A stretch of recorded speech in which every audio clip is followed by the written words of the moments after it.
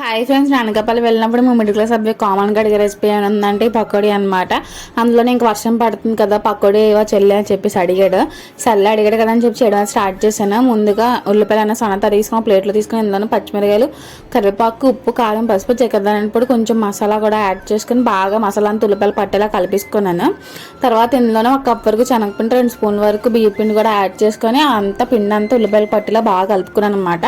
Press చేస్తూ కలుపుకుంటూ water ఏమి అవసరం పడదా, అవసరం అనిపిస్తే కొంచెం చిలకరించుకుంటే సరిపోద్ది అనమాట.